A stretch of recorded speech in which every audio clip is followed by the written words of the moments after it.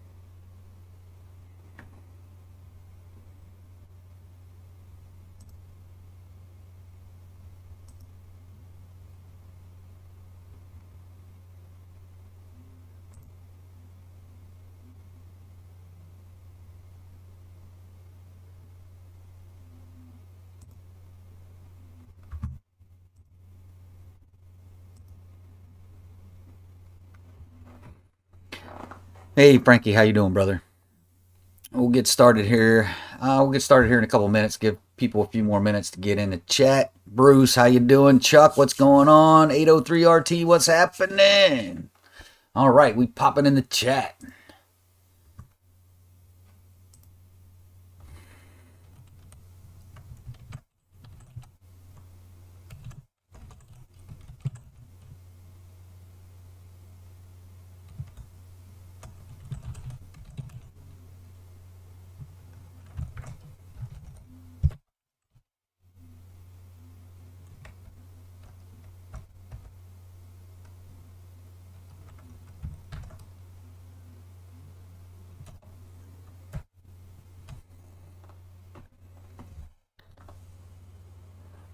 Bruce, we don't never really have a topic, man. I just start rambling and people start asking questions in the chat. But I don't know if always angry is on yet, but he come up with a good question, which I'm surprised no one else has actually asked me yet.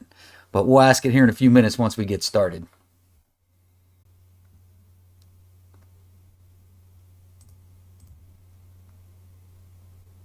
Oh man, what I do? Oh man.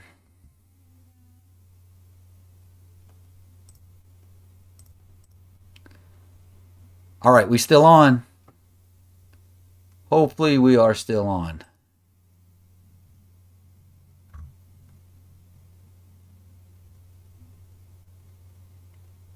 I lost my overlay. Hang on, folks. I'm going to pop off and I'm going to come right back. Little technical difficulties here. You know what? We're just gonna go. Looks like we're still on. All right, so I'm getting chat, so it looks like I'm still on. I'm just gonna leave it the way it is. It's all good. But here's the question that here's the gist of the question that Always Angry asked me. He was like, Don, are you not? Hang on one second. Don't be whining to get back in. All right, how to get rid of Bean. He'll be whining at the door again here in a few minutes. So if you see me running back and forth, I'm either letting Bean in or I'm letting Bean out, one or the other. But oh, I see what happened. All right. There we go. We'll let that run for a little bit on the side. Matter of fact, let's do this. While we're at this point, let me see if I can. Ooh, that's making me too big. All right, we'll just leave me where I'm at and we'll bring that video back up. And we'll just let that video run.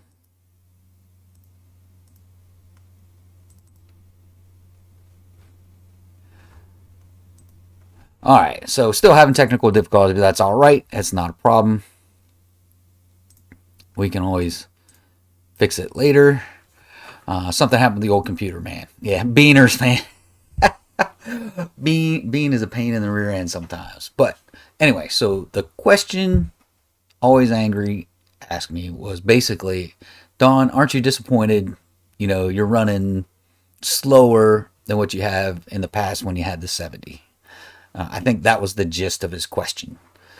And you know, I'm not. And the reason, one of the reasons why I'm not, and this is gonna be the next video. So you guys don't necessarily have to watch the next video. I lost my count. I don't know how many people are on here, but this is the topic of this tonight in the next video, and then 803. I'll get to your question here in a minute.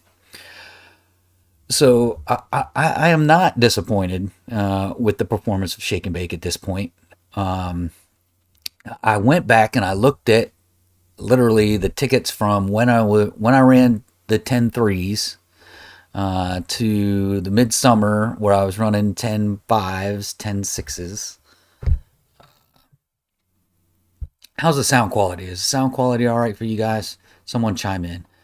But all right, perfect. Yeah, literally I'm running roughly the same times in the same DA that I was running back then. Let's see, where was I at? Let's see, what I do.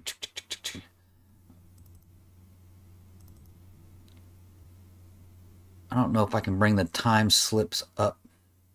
Hopefully this doesn't cut out on me again.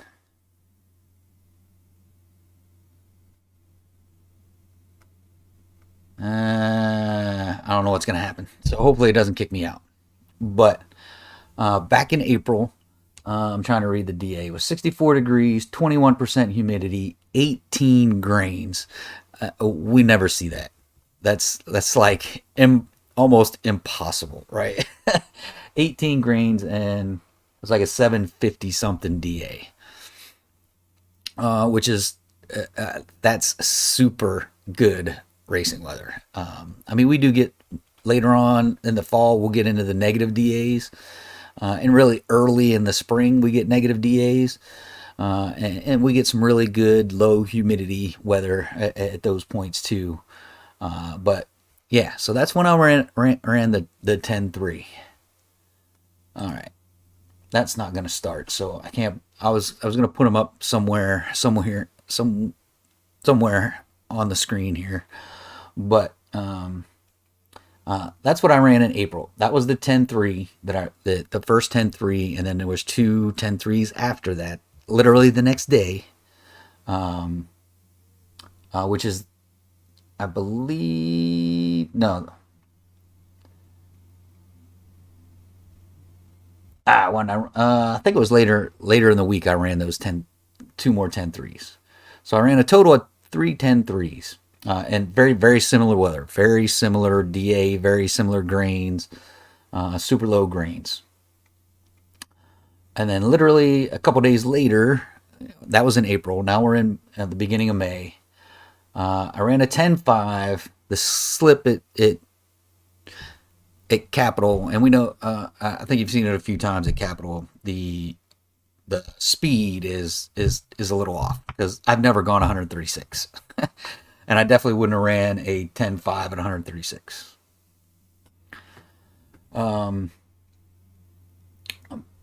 But literally 65 degrees, 77% humidity, 71 grains, and 670 something DA. I'm trying to read these small. Yeah, it won't make it any bigger either. So there's the DA on that run, and that was a 10-5-0. Now we're getting in a little bit more humid weather, a little bit more grains. 76 degrees, and this was the end of May. We're in the end of May. 76 degrees, 52% humidity, 79 grains, and 1560 DA, and I ran a 10-7-2. Right? So if you look at that ticket, 10-7-2, 1860 DA, 76%, 76 degrees. If I go down here to some of the recent ones I ran, literally the first, let's see, the first one, the first tune was 82 degrees, 75% humidity, 130 something grains, and it was, God, I wish I could bring this up. I can't see. I want to say that was on 11.1 or 11.2. Literally, we got an updated tune. Went the next week, and it was 81 degrees, 61% humidity, 99 grains, 2040 DA, and I ran 11.0, which I ran 11.0 with the 70 and the high stall torque converter earlier in the summer. So I'm definitely not disappointed with how she is running now with the 90 vice the 70. So I'm absolutely happy with what's going on. And y'all saw the last one, the last run, the 309 gears. I ran the 10.6. That was definitely much better weather. But again, it was 71 degrees, 64% humidity, 73 grains, and 1271 DA. So, yeah, I mean, it's running comparable times and comparable DA to when I had the 7, even with the 262 gears. Arguably, I could have stuck with the 262 gears, took a few more weeks to dial in the tune with the 262 gears, and it probably been running just as good, if not a little bit better, than when I had the 70, and I was a tighter converter, which I know Mike's going to yell at me here in a minute, but I am getting a looser converter. It's just it's being built, so should be on its way today or tomorrow. But yeah, absolutely happy with the way the car is running. It's, like I said, it's super comparable to what we've been running before. All right, so 803 had the question. I see Mike tossed his answer up there. What compression ratio you're running right now? It's right. So literally, I'm still on stock compression, which is high for boost. And Mike, I don't know the 5.7 what the stock compression is. I think it's like 10 and a half, maybe 11 to 1, somewhere around in there. They offer 2 head gaskets. One makes 9.7 to 1. The other makes 10.2 to 1. I'm planning on going to boost. So yeah, a little lower compression is typically better for boost. And Mike chimed in with what gasket you probably should get. He's got a lot more experience than me, so glad Mike, glad you chimed in, brother. I appreciate it.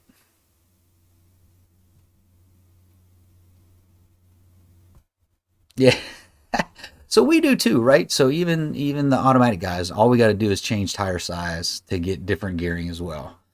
It's the difference between the real gearing and the effective gearing. So your rear gearing is either 309, 390, 370, 350, whatever gearing you have in the diff, and then your effective gearing is when you throw the tire on the outside, and then you can get there's plenty of calculators out there. You can put your diff gearing in there and your tire size, and it'll give you your effective gear ratio, which is arguably more important than just the 309 gears in the rear end. Hey, Jocko, no problem, man. It's no problem being late, man. Glad to see you here. But yeah, changing your tire size does definitely change your effective overall gearing.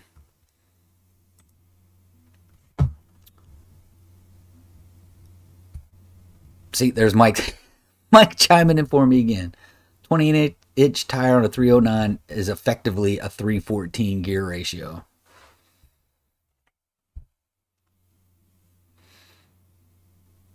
So as you go up in tire size, it lowers your effective gear ratio.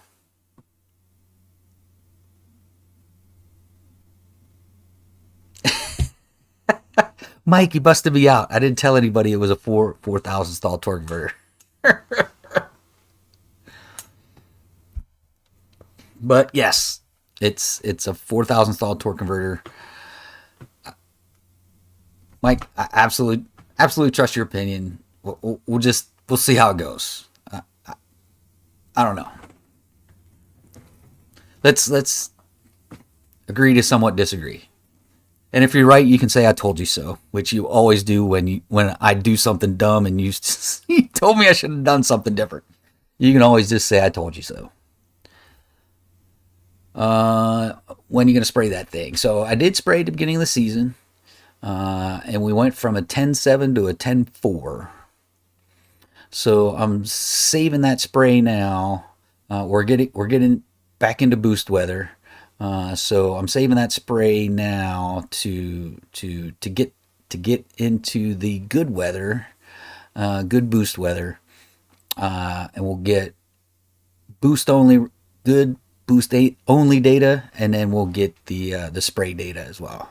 Again, that's only a 35 to a 50 shot, depending on which jet I toss in there. Right now it's set up for a 35 shot. I just haven't used it all summer, but we're about ready to break the bottle out and start putting a little spray in there.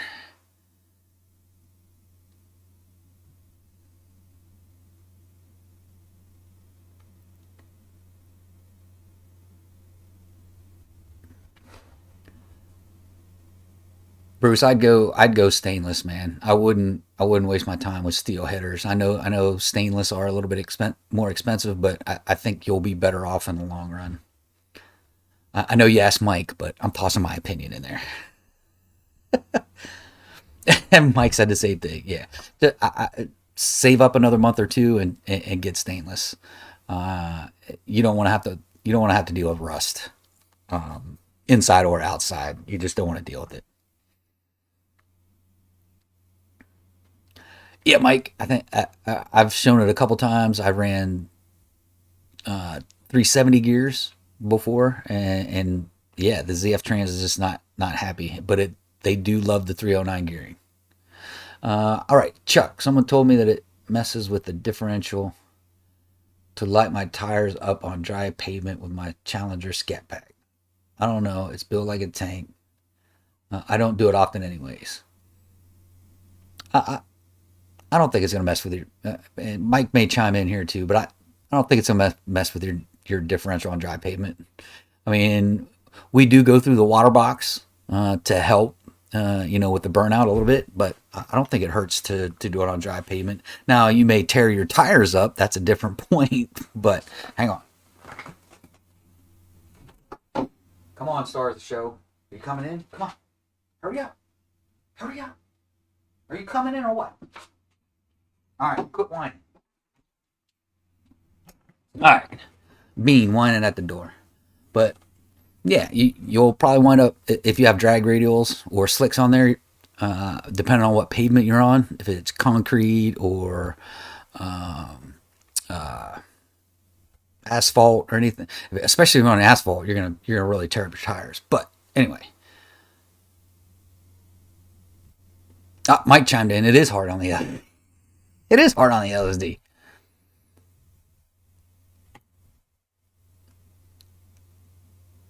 Oh, sorry, Ed, skipped over you, brother. Hey, thanks for tuning in. I appreciate it. Uh, yeah, I wouldn't do a lot of stuff on dry pavement. Oh, I went back a minute ago. Sorry, Ed. I got you, brother. Hey, Timothy, what's going on? I haven't seen a lot of I mean, a lot of demons and Hellcats, do break the diffs, but I haven't seen a lot of diffs break. But um, oh no, talking about the 370s again. they just didn't. They just didn't do anything for my car. They with my build. Now with someone else's build, it could be a different story. The 370s may do better, but they just didn't do that well with me. Mike, install my ice tank. I'm going there too, probably next year. Again, it's all about saving up cash to make this happen. But yeah, we got plenty of plans for Shake and Bake, and Mike beat me up in the chat one day, and he's like, "Yep, I said it. If your car's only fast in boost weather, then it's not fast."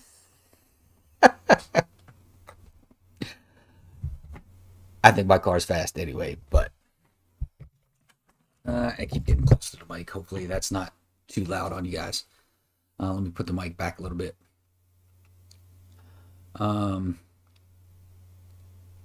But yeah.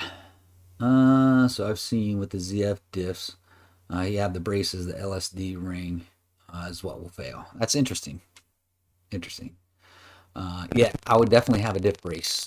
If you're doing a bunch of burnouts and playing around, I would definitely get a diff brace if you don't have one already.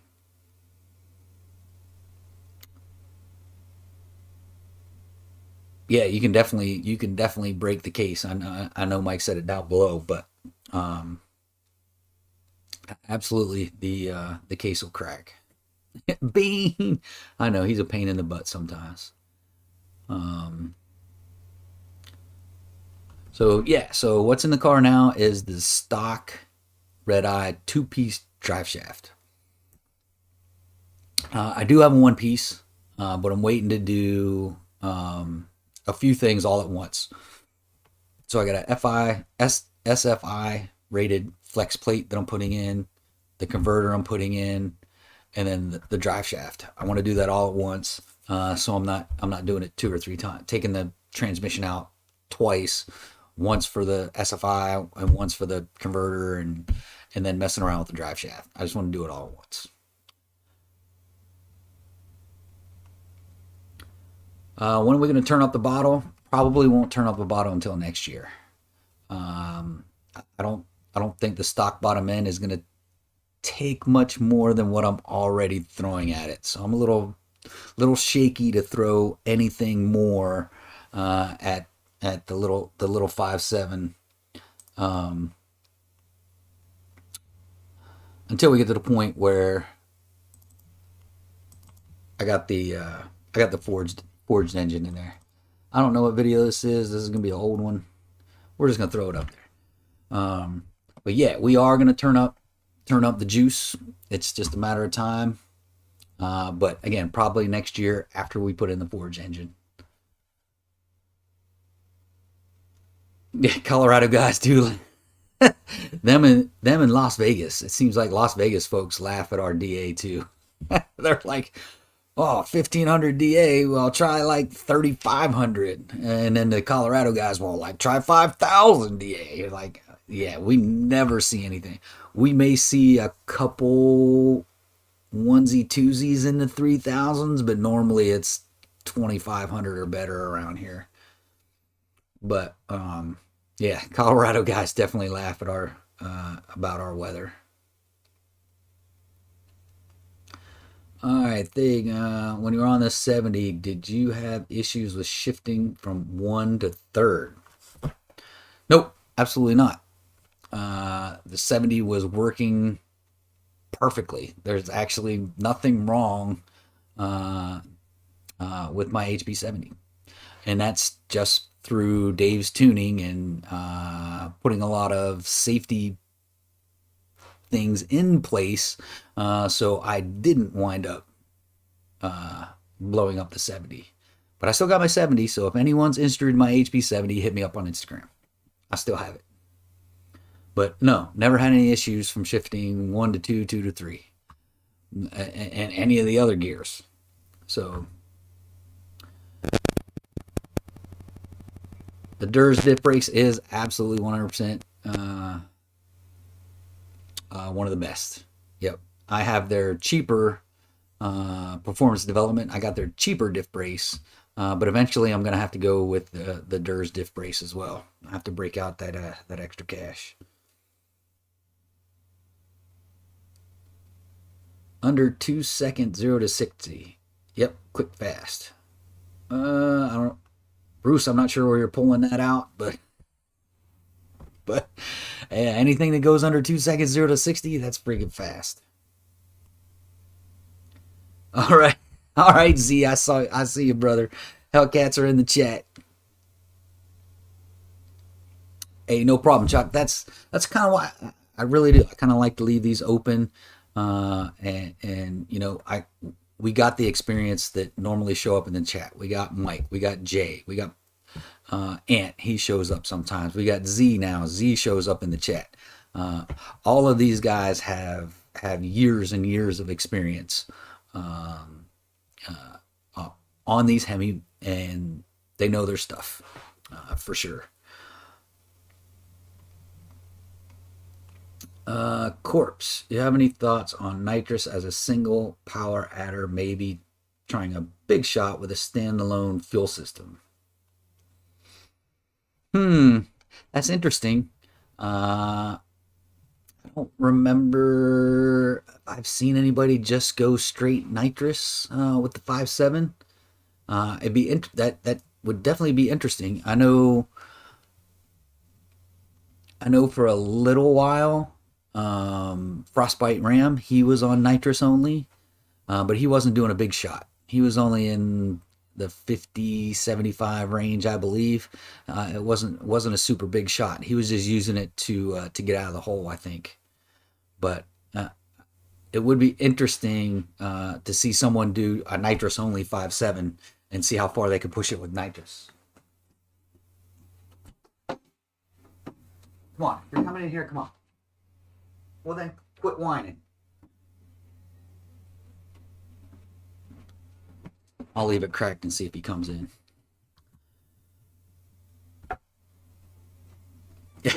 Mike, man, Mike's wanting to go 850s, boy. That's super fast. Let's see.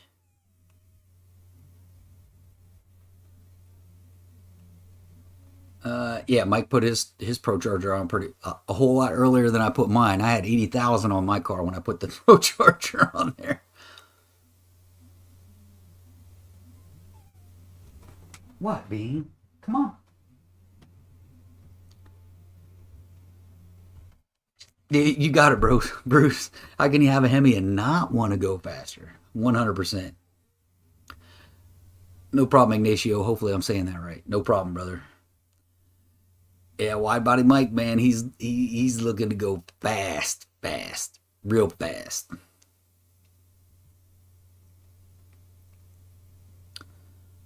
Let's see. Oh, I backed up further than I thought I did. So, corpse. Yeah, it'd be interesting to see if someone actually does a nitrous only car. Vegas was 4,800. See, I know Vegas laughs at me complaining about 2,000 or 1,500 DA. I know you guys laugh at us.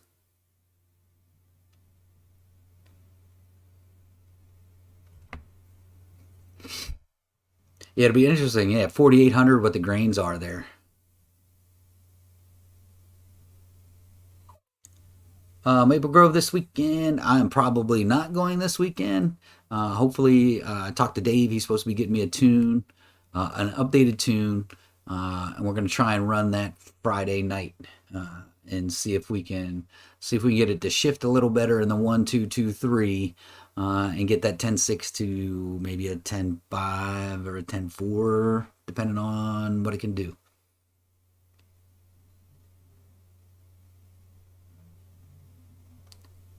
Did Dave turn on torque management? Yes, we had a lot of torque management with the 70, and that's was saving the transmission.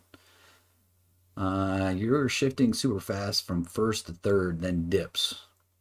Yeah, you're either hitting torque management and it's slowing you down, or you're running right up against the rev limiter. So it could be one of the two.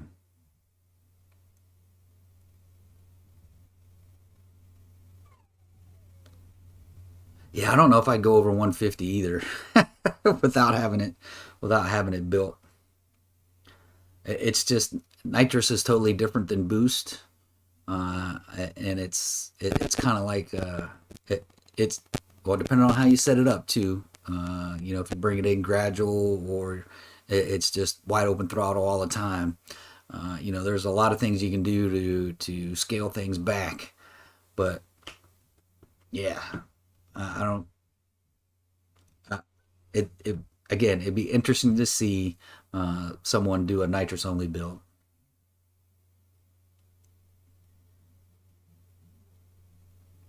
Yeah, Mike's saying he'll take the 4K DA over our grains.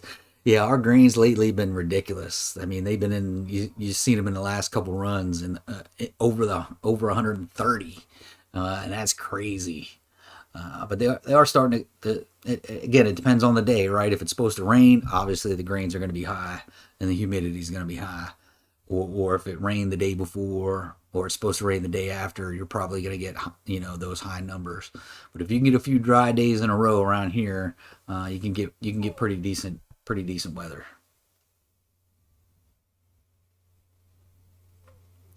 So 803, I think you're talking about the nitrous shot with forged internals. Obviously, you could probably turn that up a little bit. Grains last month 120 plus. Yep, yep, that's bad. 120 is bad. If you really anywhere over 100 ish is bad, and 130 is terrible. I do. So I don't have the full taser. I have the burnout box is what I have. So I don't have the full taser, but it is a Z Automotive product, and that's just to use it for the burnout. That's the only thing I use it for. Yep, October, November is our boost there, 100%.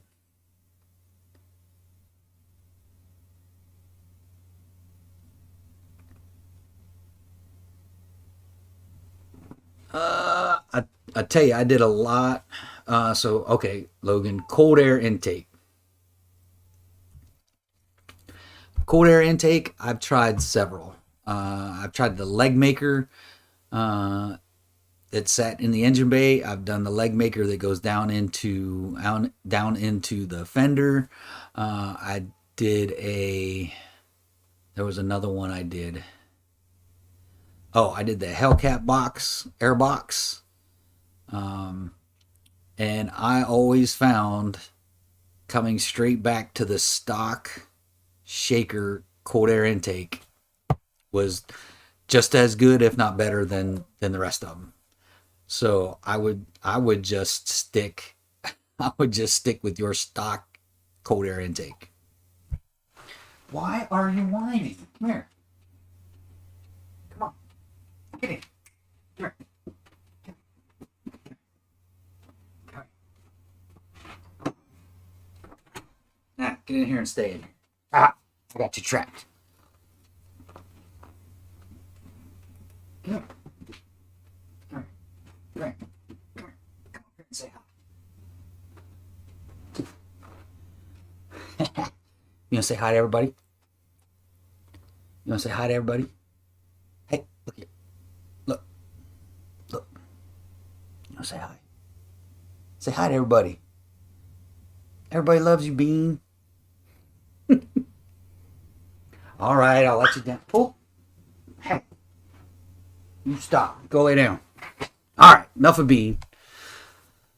But yeah, Logan, everything I've tried, the stock shaker cold air intake is just as good as the rest of them.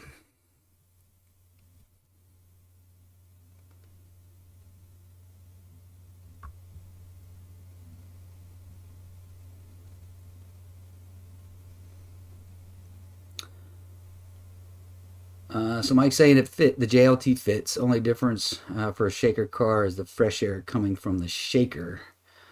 Uh, it's very little air that comes in from it. Yeah. Would a throttle cable be better for eighth to quarter mile, or just the stock style throttle management? That's a good question. Um, I, that I don't know. I don't have any experience, Bruce. I don't have any experience with going with cable versus fly by wire.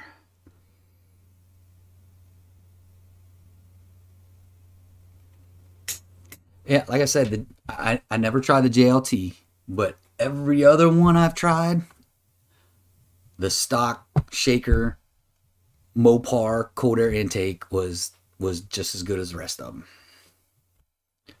And really, from a cold air intake, you're really not going to get much. to be honest. You're not going to gain a whole lot of power from a cold air intake.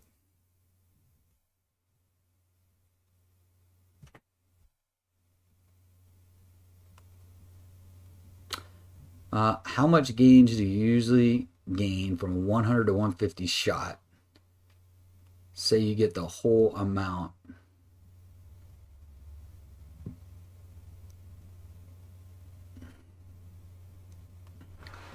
So 150, 100 to 150. So my 35 shot, we put, it was getting closer to 45, 50. So you could probably add a good 10 to 20. So, you're probably looking 115 to 165, 120 to 170 from a 150 shot. And that'd be on a boosted application. NA application may be a little bit different, but mine tend to get about at the baby shot, the 50 gained about 60, 65, I think, when we did the 50 shot.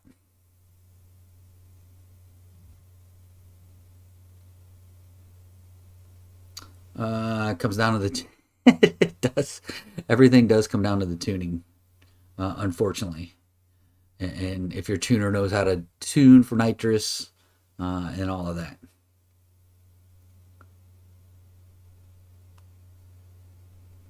Yeah, Mike's got a point, right? You don't want to blow your tires off. So, yeah, progressive is the way to go. So eventually, I'm going to move from a dry shot to a wet shot, and we'll get a progressive nitrous eventually. That's long term. That'll be probably late next year till we get to that point.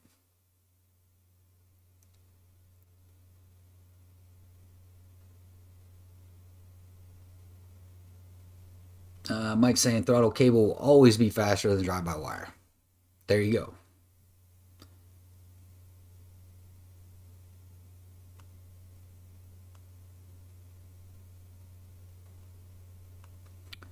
Yeah, I mean, you got to understand a 5.7 is a 5.7 until you start seriously modifying it. It's not going to keep up with the big brothers until you do some serious modifications to it. You just got to know what you're buying. But interesting to see, if you do push the nitrous, their corpse, how far you push it, how far you feel comfortable pushing it. I'd be interested to know for sure.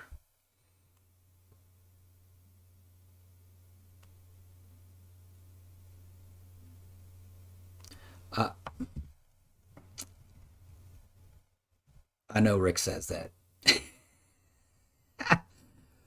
and it could be true. I never used the JLT. I never did the JLT, so I'm prefacing my comments on that. But all those other ones, the two leg makers and the Hellcat Airbox, my stock shaker 5.7 cold air intake was just as good, if not better.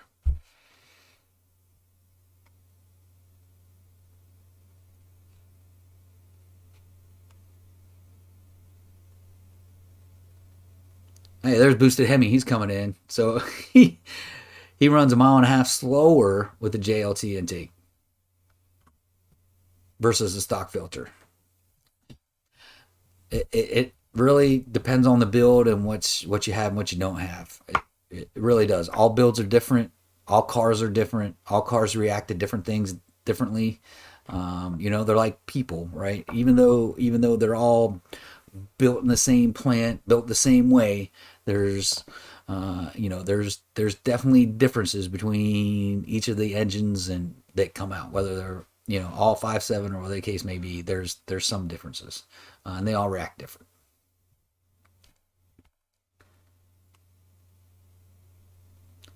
You've been trying the amped 2.0 throttle boost, but when I forge, I'm thinking go with the cable. That'll be interesting to see.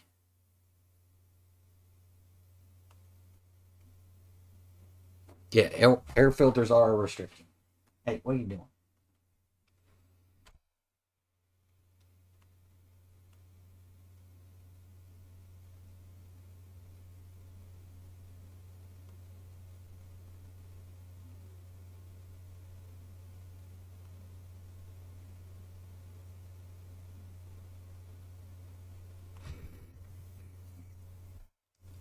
All right, Mopar 392. I'm glad you asked Mike that. That's a perfect Mike question. But I was gonna say I didn't think he went and got everything balanced because everything's the same size as stock, same weight in the whole 9 yards.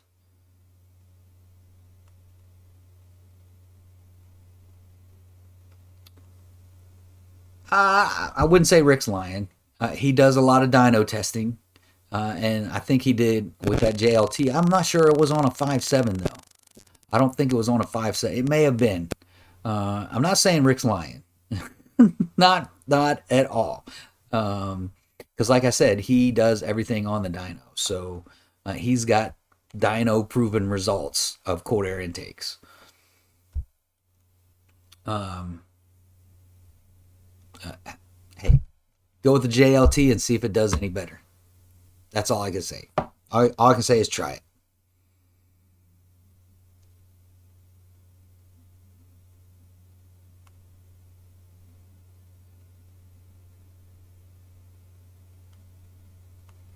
Yeah, corpse. Like I said, I'm definitely interested in to see what goes on with your nitrous only build. Definitely interesting. Yeah, because most people just use nitrous to get out of the hole for the most part.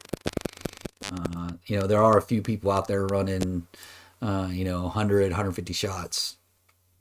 We'll be boosting ours up here sometime next year. But yeah, I'm definitely interested. There's Mike answering Mopar 392. Yeah, I'd be interested in the 150 shot too. What that does for you. Um, like I said though, you'll probably see,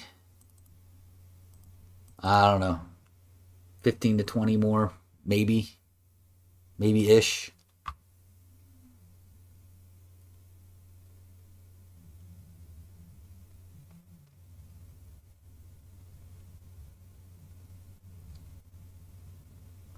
Only time crank needs to be balanced is when you're going outside drop ins or replacing the tone rings. There you go. There you go. Yeah, if you're using parts that are the same weight, the same size, basically drop ins, you don't have to get your crank balanced. But when you do go that extra mile, if you bore it out, or if you stroke it out, or whatever the case may be, then you definitely want to get your stuff balanced. Make sure it's tightened up and all good to go.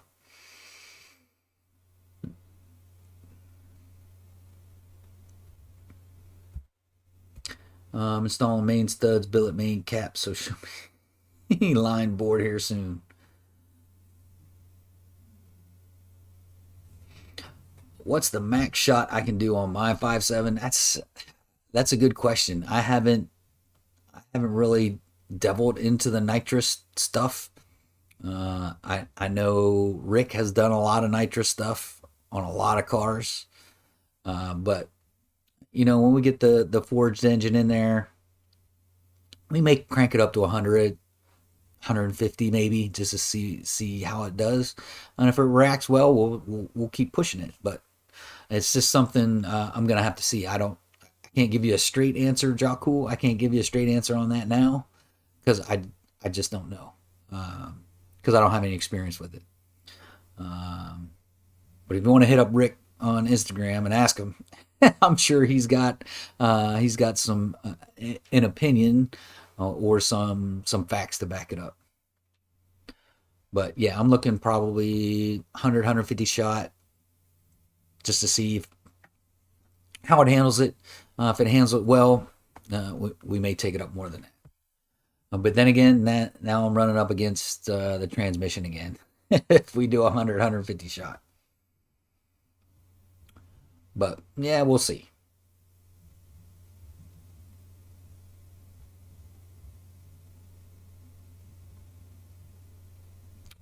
So your main question, there's Mike. 6.4 crank has been up over 2K in power. That's a lot of power. So main question: would a standalone fuel system maximize gains on the nitrous? I heard with meth and the standalone gives a little extra, but I'm not sure myself. Yeah, like I said, I haven't done a whole lot of research on nitrous, a whole lot of checking it out. So yeah, I don't know. Um, meth absolutely will give you a little more if you do a meth injection. You definitely see a little more. But I know Wide Body Mike's gonna he's gonna jump in here like don't tune for the meth injection because that's basically doing is helping you uh, retard knock and detonation.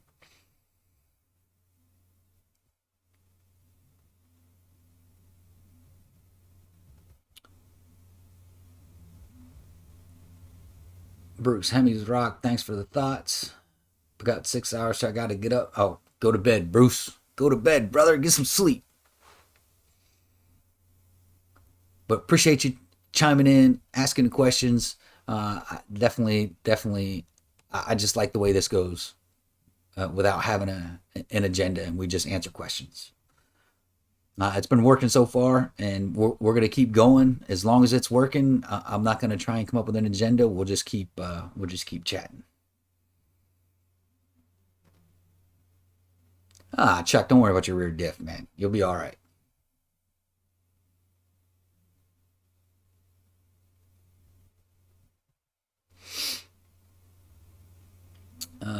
Thank you, Mike. Yeah. After you do, yeah, a number of burnouts, you definitely want to change the fluid because Mike Stark and I, when I put the 262s on, and they only had, um, it was fairly low miles. It wasn't very many. We drained that rear diff, and he did do some racing, so he did do some burnouts and whole 9 yards, and it was dark. I was glad we changed it out. Glad we changed it out. You're welcome, Corpse Man. Anytime, brother.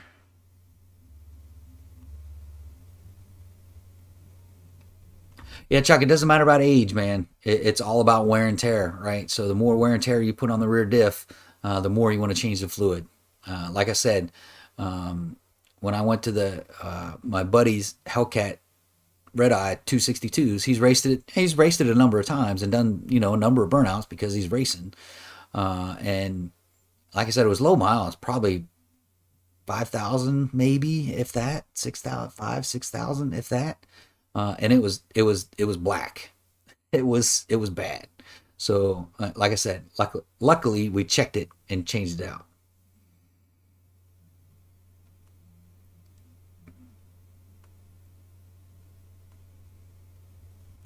Yeah, I think that's your best bet, Corpse. Maximize what you got, uh, and take the lowest shot possible. 100%.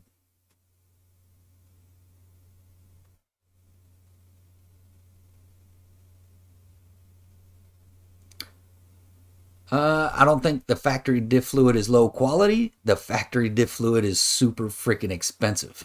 It's like $40 a quart. You can do just as good. I think what Mike is saying is you can do just as good on Amazon and get it cheaper.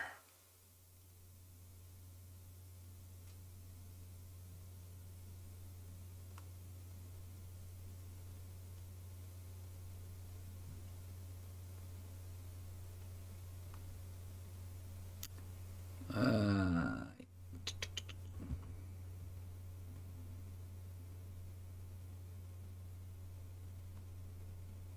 yep, there you go, Corpse. Yep, absolutely. Yeah, Mike. After after seeing Red Eye Mike and his rear diff stuff, I'm definitely probably every oil change, if not every other oil change, I'm going to be changing the rear diff as well.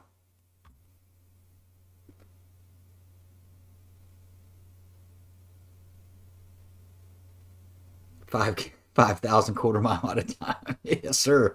Yes, sir. You know it.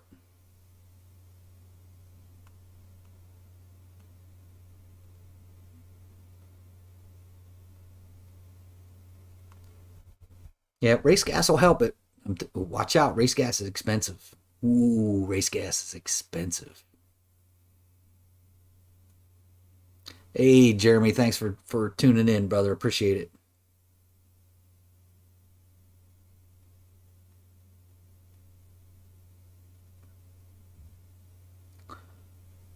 So there, so the Mopar ZF is cheaper on Amazon. And yep, 1.1 quarts, 100%. So when I put the 309s in, I changed the uh, the diff fluid in that as well. Though it was clean when it came out, so they must have had some in there that was clean. But definitely 1.1 quarts, and that thing will start coughing it up.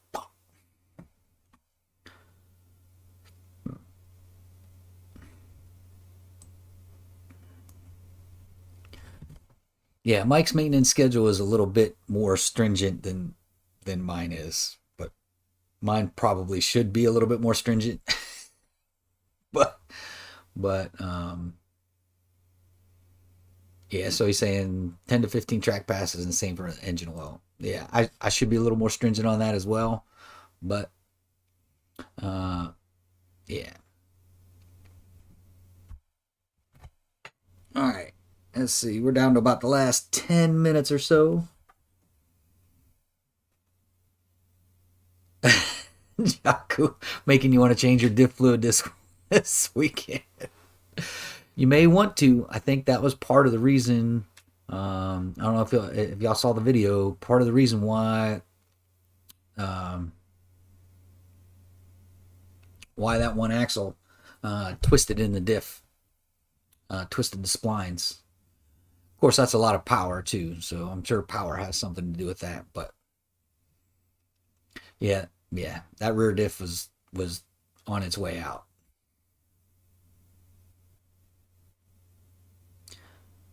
My scat is street muscle only, no track use, but I'll check the fluid quality tomorrow. There you go. I mean, that's all you gotta do. All it does is it takes a Allen key, go in there, crack it open a little bit, let a few drops drip out, and if it's black, time to change it for sure. But if it's if it's fairly clear, hey, you're good for a little while.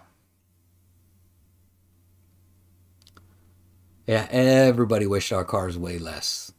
I don't know why Dodge has made these cars so freaking heavy, but they could have done a lot of things to lighten these things up. Of course, it's like weight loss too, right? It's more expensive to buy weight loss food than it is normal food. So same thing. I'm guessing same thing for building a car. It's cheaper with the old stuff than it is with lighter stuff. So and lighter usually means aluminum, which is definitely more expensive.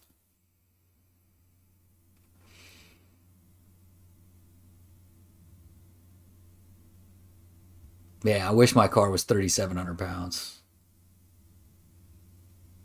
I'm about 700 pounds more than that.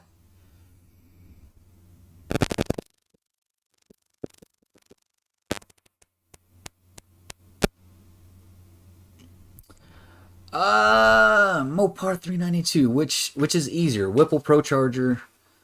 Um, I don't know. I think they're comparable. There is a lot more you need to do with a Pro Charger, though. Um, there's some cutting stuff you got to do. You got to take the bumper off. Um, yeah, there's a number of things you got to do with the Pro Charger. Whipple may be a little bit easier,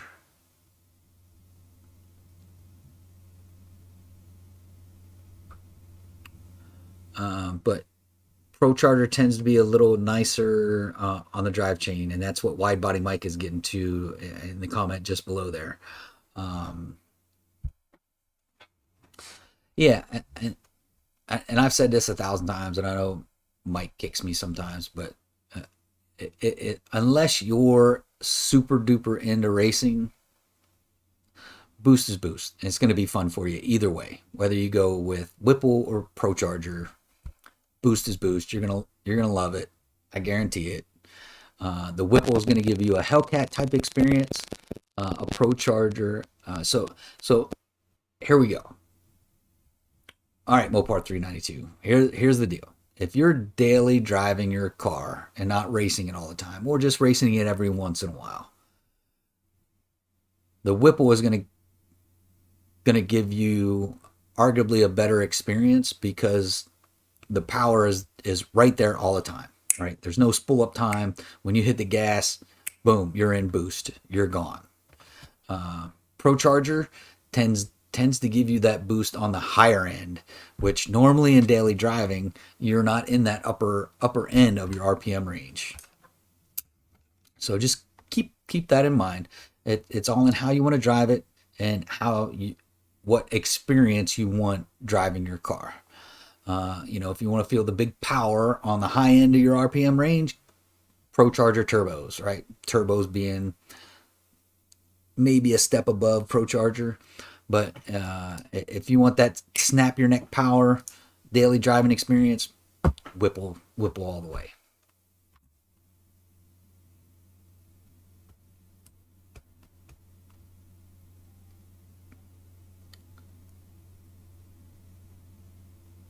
The deal puts a little drop of gold in there.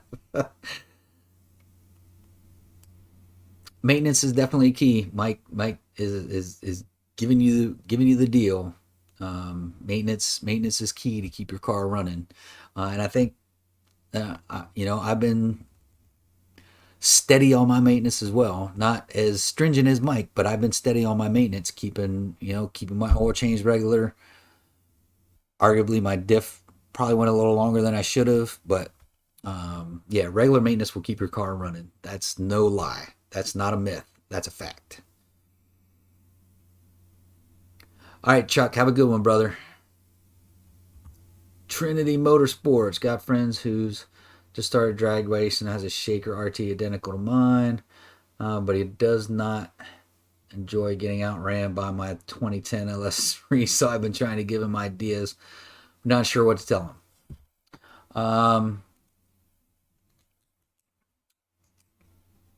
Trinity, I tell you, it depends on the budget, right? So if you got the money, I'd go straight boost, and then worry about the supporting mods after that, because that boost is going to get him the bang for the buck. That's going to get him, you know, 120 to 150 horsepower off the click.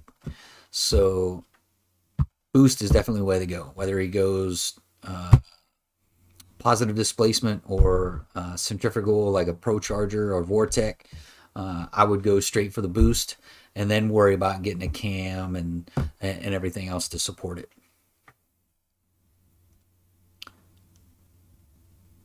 All right, Jaku, thanks for chiming in, buddy. I appreciate it. But that's where I would tell him to go. I would tell him to go straight boost. Don't waste your time trying to keep up with you and your LS3 NA, because if he's got a 5.7, he's gonna have a tough time doing it. He's gonna have a tough time doing it NA. Just straight boost, and then worry about the supporting mods after that.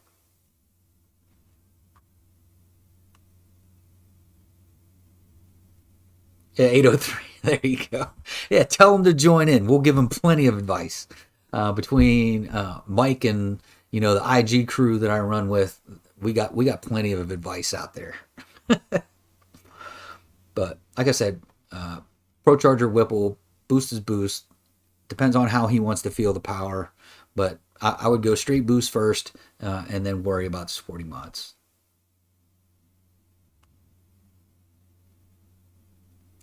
Man, you going for all that weight reduction, corpse, taking out the bumper supports.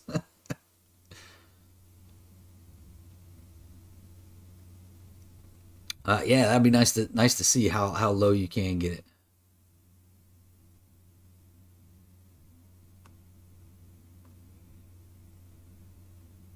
Pro Charger, aka Turbo with a belt. Yipper.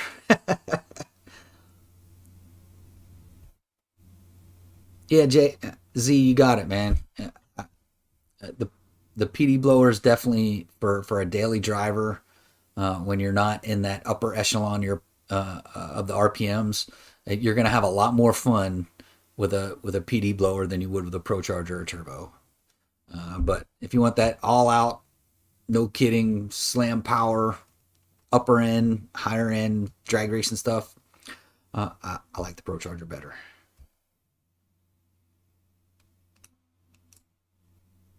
All right, Mopar 392. Hopefully, hope I do try to I do try to take technical things that I do know. I don't know a lot of technical things, but I do try and take it to a level that I understand it.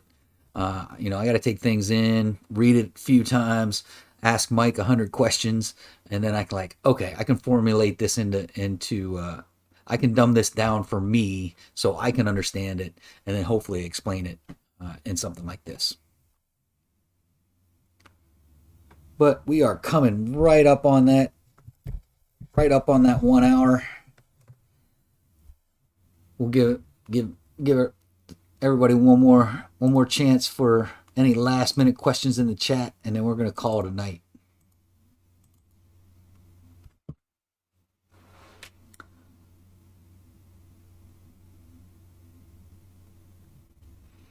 All right, Junior Couch. How was the tuning process in the beginning for the boost, and what should someone expect? If you're going boost, this is just my opinion, right? Everybody's going to give you their opinion. My opinion is I wouldn't email tune until you get it dyno tuned. And so hopefully your dyno tuner also does email tunes. But I would definitely take it, get it dyno tuned, get it done right the first time. You'll be much happier. Depending on the tuner, they may want to drop it off. It may take them a day or two. It may take them a couple hours. For me, when I took mine up to Dave, we were there. Oh gosh, I was probably there 5, 6, 7 hours, something like that. Tuning the car once we put the boost on. So I'm not sure what you're asking, what you should expect. I don't know if you're asking power numbers or time or what, but if you're a 5.7 with a Pro Charger, you're in that 120 to 150 range off a Pro Charger. And then it depends on your fueling, what fuel you're, if you're running E85 or if you're running 93 or what you're running. There's a lot of things goes into how much power you're going to wind up making. But yeah, I mean, you could expect definitely in that 120 to 150 range from a Pro Charger. Now, from a Whipple or something like that, not sure what you'll get out of that. Probably somewhere close to the same, I would guess. But yeah, hit me up on Instagram, Junior Couch, and I can try and help you more. All right, thanks 803. Thanks for chiming in, man. I appreciate it.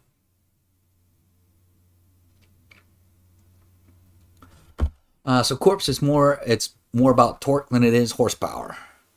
Mine, I was putting down just below 600 pound-feet of torque, and I had no problems with my 70.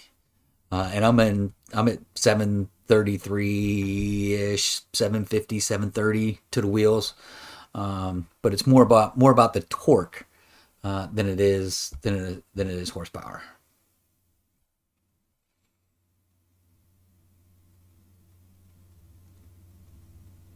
So yeah, Mike got you. About 750 is where it starts to slip. I think Mike's talking horsepower, but talking torque, right around that 650 range is where that thing's going to start slipping.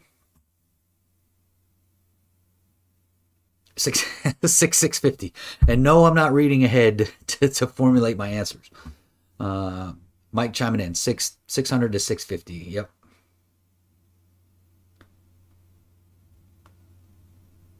I don't think we'll see eights.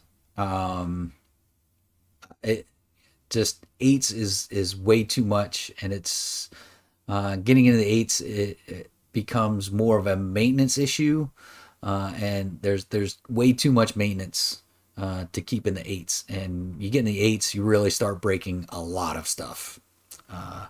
So I don't know if I get to the eights, but the next big step is get this 90 dialed in.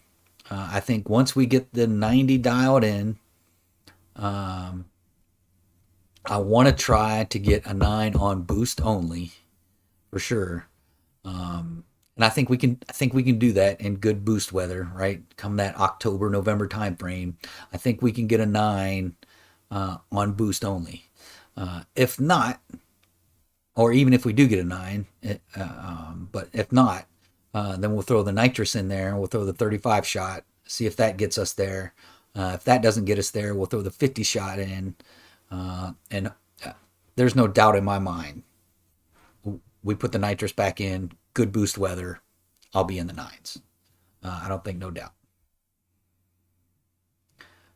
Yeah, Mike, it takes 1,100 wheel horsepower. Absolutely. And I don't think, could we push the car that far? Probably, but I don't want to get into even in the 9s. You're asking for a lot of maintenance and some trouble spots. You're welcome, Junior. No problem. But yeah, you're asking for a lot of headaches. All right, Mike. We'll catch you. We'll catch you late this weekend, brother.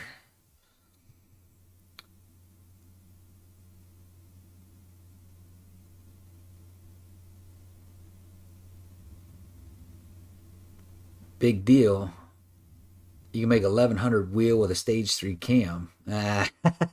All right now. All right, Revolt. I was like, dude, you're out your mind. Yeah, Jeremy. Fall is here. Fall is coming. That's for sure. What's my day job? I am a program manager for a government contractor. That's my day job.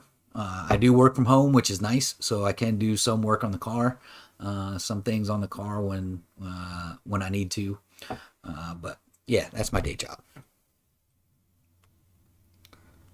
All right, we're 5 minutes over. Everyone, hey, I appreciate everyone coming in to the chat, chiming in with your questions, bringing your opinions. Hey, this is an open forum. If you see a question up there, I love Mike to death. He is a wealth of knowledge. Z is a wealth of knowledge. Ant, when he's here, is a wealth of knowledge. Jay, when he is here, wealth of knowledge. They'll be answering people's questions way before I even get to them. And I appreciate that. So if you have experience with something, you have an answer to a question, feel free to chime in. Don't hold back. No one's going to crack the whip at you. We may come back and say, well, no, maybe you want to think about this. But yeah, feel free to chime in. If you have an experience with something to answer someone's question, feel free to chime in. This is an open chat, and you're not going to get bashed. But yeah. All right, thanks Mopar 392. Thanks for Volt 4K. I appreciate it, man. But that's going to do it for this one. Like I said, the next one is going to be what we talked about in the beginning. Am I disappointed with where I'm at after making the swap from the 70 to the 90? That'll be the next video, probably tomorrow night. And then I'm going to get an updated tune from Dave. We'll be at the track on Friday, and then either Sunday night or Monday night will be that track day. So stay tuned, folks. We got more mods coming. We got lots of information to put out, lots of testing to do, and you're going to get it straight from me. I don't hold anything back. I'm an open book. No problem, Jeremy. That's it for this one, folks. Until next time, adios.